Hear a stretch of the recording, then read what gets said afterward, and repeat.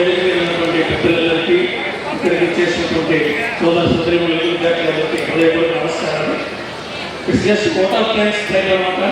Facts కొన్ని మాట్లాడుకునేసి మనం చప్పట్లు కొట్టాల్సిన అజ్ఞాత వ్యక్తులు చాలామంది ఉన్నారు. వాళ్ళందరికీ చప్పట్లు కొట్టి నా ప్రసంగం ముగించేస్తాను. మీకు అందరికీ ఓపిక ఉంది కదా చప్పట్లు కొట్టడానికి? ఉందా లేదా? యోగి వేమన గారు మహాకవి అని చెప్పి వాళ్ళ మనం సెలబ్రేట్ చేసుకుంటున్నాం. ఆయన ప్రపంచానికి పరిచయం చేసే వ్యక్తులు లేరు. ఆయన దేశ సింహలాగా తిరుగుతూ జనబాహుల్యంలో ఈ పెద్దలు చెప్పుకుంటూ వెళ్తున్నారు. దీన్ని జనం నోట్లో ఉన్నాయి కానీ ఆయన ఎక్కడా రాసింది లేదు, ఆయన ఎక్కడా పబ్లిష్ చేసింది లేదు. 1806 సంవత్సరంలో ఫ్రెంచ్ మిషనరీ వాళ్ళు ఇక్కడ మన దేశానికి వచ్చినప్పుడు ఒక అతను హిందువుల సంస్కృతి ఆచారాల వ్యవహారాల మీద ఒక గ్రంథం రాశారు. అది ఫ్రెంచ్ భాషలో, ఇంగ్లీష్లో కూడా కాదు. ఆ ఫ్రెంచ్ భాషలో రాసిన గ్రంథంలో వేమన గారి ఒక పద్యం యొక్క భావాన్ని అందులో వ్యక్తపరిచినారు. అది ఏంటంటే, మన సంకల్పమే మన పుణ్యము, మన సంకల్పమే మన పాపం. ఎట్లయితే నీళ్లు చేరి బురద అవుతుంది, ఆ బురదలు కలుపుకోవడానికి మళ్ళీ నీళ్ళే పడతాం అనే భావాన్ని అందులో వ్యక్తపరిచినారు. సో ఆ ఫ్రెంచ్ మిషనరీ వాళ్ళకి తప్పటి కొట్టలవుతా ఖచ్చితంగా వచ్చారు. తర్వాత 1816 సంవత్సరంలో సిపి బ్రౌన్ గారు భారతదేశానికి వచ్చినప్పుడు ఆయన దాదాపు 100కు పైగా పద్యాలు జనాల నుంచి సేకరించి పబ్లిష్ చేశారు. ఆయన అంటూ లేకపోతే వేమన పద్యాలు 300 సంవత్సరాల వరకు మన వరకు వచ్చేటివి కాదు. ఆయనకు మనం నిలబడి చప్పట్లు కొట్టాలి. సిపి బ్రౌన్ గారు దయచేసి అందరూ నిలిచిన ఆయనకి చప్పట్లు కొట్టాల్సిందిగా. ఆయన సేకరించి తెలుగులో పబ్లిష్ చేయడమే కాదు, వాటిని ఇంగ్లీష్లో ట్రాన్స్లేట్ చేశారు, యూరోపియన్ భాషల్లోకి ట్రాన్స్లేట్ చేశారు, చాలా లాటిన్ భాషల్లోకి, ద్రవిడ భాషల్లోకి మిగతా వారు ట్రాన్స్లేట్ చేశారు. ఒక గొప్ప విషయం ఏంటంటే, యోగి వేమన గారు ఏ తెలుగు కవికి చెందినటువంటి గొప్పతనాన్ని పొందారు. ఎలా అంటే, ప్రపంచంలోని భాషా కవుల్ని ఉన్న వాటిలో ఉత్తమమైన వాళ్ళని ఎంపిక చేయడానికి ఐక్యరాజ్య సమితి యునెస్కో సంస్థ ప్రయత్నించినప్పుడు ఒక్కరిని తెచ్చింది. ప్రపంచ భాషా కవుల్లో ఆయన యోగి వేమన. ఆయన గారి వర్క్స్ని అన్ని భాషల్లోకి ట్రాన్స్లేట్ అయ్యాయి. ఇటువంటి గొప్ప పుస్తకం ఏ తెలుగు కవికి లేదు. అందుకే శ్రీశ్రీ అంటారు, కవిత్రయం అంటే చెప్పాల సోదరుడు నన్నయ్య ఎర్రన తిక్కన అంటారు, కానీ కవిత్రయం అంటే తిక్కన, వేమన, గురజాడ అని చెప్పి శ్రీశ్రీ గారు. అటువంటి గొప్ప వ్యక్తిని గుర్తించి ఆయన ఒక జ్ఞాన జ్యోతిని, ఆ జ్యోతి కిరణాలు ప్రతి కుటుంబంలోకి వెళ్ళాలి, ప్రతి విద్యార్థి మనసులోకి చొరబడాలనే ఉద్దేశంతో కూటమి ప్రభుత్వం చదువు దేశంతో ఆయన జయంతిని ఘనంగా నిర్వహించాలని ప్రభుత్వం సంకల్పించి పనిచేస్తాం. అదే విధమైన సంకల్పంతో 10 శక్తితో మన ఎమ్మెల్యే గారు ఆ బాధ్యత తన భుజాలను చేసుకుని పనిచేశారు. ఆయనకి గట్టిగా చప్పట్లు కొట్టాలి. ఆయన నిలబడి చప్పట్లు కొట్టాలి.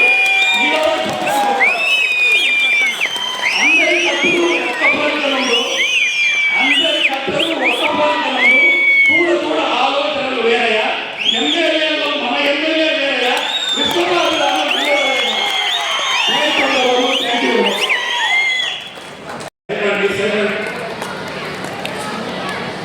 Thank you very much.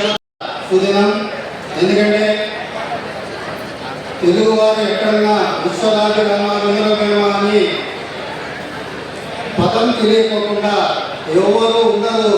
అలాంటి వ్యక్తి ఎక్కడ జీవ సమాధి నాడు అని చెప్పి ఈరోజు ఇక్కడ ప్రపంచమంతా చూసే విధంగా ఈరోజు వేమన జయంతి ఉత్సవాలు జరుగుతున్న మన కలెక్టర్ గారి సారథ్యంలో, అలాగే మన ఎమ్మెల్యే గారు కన్నికొండ వెంకటప్రసాద్ అన్న గారి అధ్యక్షతన ఈ సమావేశం ఇక్కడ ఇంత అత్యద్భుతంగా జరుగుతున్నదానికి కారణం మన కూటమి ప్రభుత్వం అని చెప్పి తెలియజేసుకుంటున్నాం. ఎందుకంటే కవులు, కళాకారులు, చరిత్రకారులు ఎంతో మంది మర్చిపోయిన వాళ్ళని ఈరోజు బయటకు తీసుకొని వచ్చి ఈ కూటమి ప్రభుత్వం సారథ్యంగా ఉన్నటువంటి చంద్రబాబు నాయుడు గారి సారథ్యంలో ఉన్నటువంటి కూటమి ప్రభుత్వానికి నరేంద్ర మోడీ గారు, పవన్ కళ్యాణ్ గారు సహాయ సహకారాలతో ఈరోజు వాళ్ళందరినీ వెలుగులోకి తీసుకొస్తూ ఈరోజు ఇంత పెద్ద కార్యక్రమాన్ని నిర్వహించినటువంటి మన కదిరి ఎమ్మెల్యే కందికొండ వెంకటప్రసాద్ అన్న గారికి, అలాగే సభను అలంకరించిన పెద్దలందరికీ, సభ ముందు మీ అందరికీ నేను కృతజ్ఞత తెలియజేసుకుంటున్నాను. ఎందుకంటే ఆ కాలంలో ఎన్నో మూఢనమ్మకాలు సామాజిక రుగ్మతలు ఉన్న కాలంలో ఆ రోజు ఎంతో సరళమైన భాషతో ఆయన విశ్వదాభిరామ అంటూ సరళమైన పదాలతో ఆ రోజు జనాలలో చైతన్యం తీసుకొచ్చిన వ్యక్తి ఎవరైనా ఉన్నారంటే అది యోగి ఉన్నారా అని చెప్పి ఆయన మన ప్రాంతంలో ఉండటం మనందరికీ గర్వకారణం. కాబట్టి నేను ఒక్కటే కోరుతున్నాను, మన ఎమ్మెల్యే గారి సహకారంతో, మన కలెక్టర్ గారి సహకారంతో కూటమి ప్రభుత్వంలో ఇక్కడ ఉన్నటువంటి తిరుమల తాటి లక్ష్మీనరసింహస్వామి దేవస్థానం అయితేనేమి, అలాగే ఇక్కడ యోగి వేమన సమాధి అయితేనేమి ఒక టూరిజం హబ్గా నెలకొల్పాలని చెప్పేసి మన సర్వీస్ గారికి నేను విన్నవించుకుంటున్నాను. నాకు ఈ అవకాశం ఇచ్చిన అందరికీ నా కృతజ్ఞత తెలియజేసుకుంటున్నాను.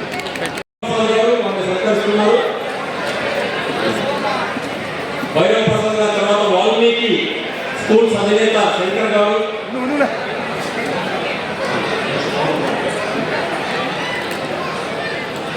తర్వాత బ్లూ మూన్ స్కూల్ అధినేత పవన్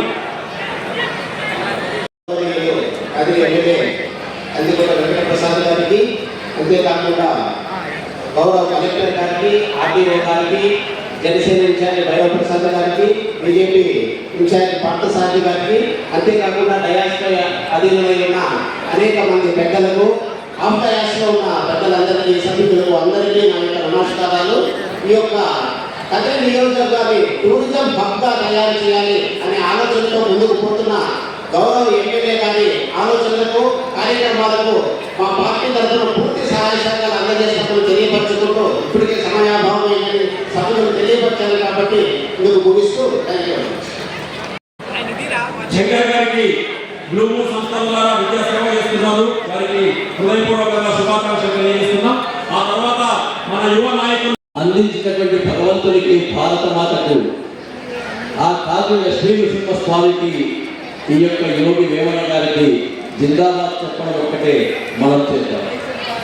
భారత్ మాతాకి, భారతి లక్ష్మీనరసింహస్వామి గోవింద, ప్రజాకవి వేమన కవి మహారాజ్కి చాలదు, ప్రజాకవి యోగి వేమన మహారాజ్కి ఇది కూడా చాలదు, ప్రజాకవి యోగి వేమన మహారాజ్కి ఒక్కటే మనం చెప్పాలనుకుంటున్నా. ఆయన గురించి మిగతా వాళ్ళకి అనేక బిరుదులు ఉన్నాయి, కానీ వేమన గారికి ఒక్కరికి మాత్రమే ప్రజా కవి అని బిరుదుంది. అది ఒక్కటి చాలా ఆయన యొక్క గొప్పతనాన్ని గురించి మనం తెలుసుకోవాలంటే, ప్రజల కోసం ఏమి కావాలో ఆలోచన చేసినటువంటి ఒక మహారాజు ఒక రకమైనటువంటి సన్యాసాన్ని తీసుకుని దేశమంతా ఒక దేశ దిమ్మరి అనుకునే పద్ధతిలో తిరిగినా కూడా తన యొక్క వాక్యాలను, తన యొక్క పద్యాలను చిన్న పిల్లలకు కూడా అర్థమయ్యే విధంగా, మూర్ఖులకు కూడా అర్థమయ్యే విధంగా ఈ పదమే వాడాలి, మూర్ఖులకు కూడా జ్ఞానం తెప్పించే విధంగా చేసిన అటువంటి యోగి వేమన గారు మన ప్రాంతంలో ఉండడం గర్వకారణం. అయితే ఇంతకాలం మిగతా ప్రభుత్వాలన్నీ కూడా, కాంగ్రెస్ ప్రభుత్వం ఏ రోజు కూడా దేశంలో ఉన్న గొప్పతనాన్ని ఎప్పుడూ చూపించలేదు. వాళ్ళంతా విదేశీయులు, వాళ్ళు గొప్పవాళ్ళు, ఉదాహరణ గొప్పవాళ్ళు, బ్రిటిషర్లు గొప్పవాళ్ళని చూపించారు. ఈ రోజు కూటమి ప్రభుత్వం నిజమైనటువంటి భారతదేశంలో ఉన్న గొప్పతనాన్ని చూపిస్తుంది. దానికి మనమందరూ కూడా సపోర్ట్ చేయాలి. కందకుంట ప్రసాద్ గారి గురించి కూడా ఈ ఎమ్మెల్యేగా అయిన తర్వాత గతంలో ఆయన ఉన్నప్పుడు కూడా పెద్దగా చేయలేకపోయాం. ఎందుకంటే ఆ రోజు ఇంకా ఆర్థికంగా డెవలప్ కాలే. ఈ రోజు ఆర్థిక డెవలప్ అయింది కాబట్టి కదిరి ప్రాంతానికి దాదాపు 100 కోట్ల ప్రాజెక్టు చేయడానికి ఆయన ప్రయత్నం చేస్తున్నారు. ఈ టూరిజం కోసం కూడా 150 కోట్ల ప్రాజెక్టు తీసుకురావడానికి ప్రయత్నం చేస్తున్నారు. మన అందరి యొక్క అభినందనలు, ఆశీర్వాదాలతో ఆయన చేసే కార్యక్రమాలు దిగ్విజయం కావాలని, టూరిజం ద్వారా మన ప్రాంతంతో అభివృద్ధి చెందాలని ఈ కార్యక్రమాన్ని సహకరించిన కటారపల్లి గ్రామ ప్రజలకు అందరికీ చేతులెత్తి నమస్కారం చేస్తూ సెలవు తీసుకుంటున్నాను. భారత్ మాతాకి. ఆయన చాలా స్ఫూర్తిదాయకమైన వ్యక్తి. మనందరికీ కూడా మనం నేర్చుకోవాల్సింది ఎంతో ఉంది. పెద్దలు పార్థసారథి గారు, అలాగే జనసేన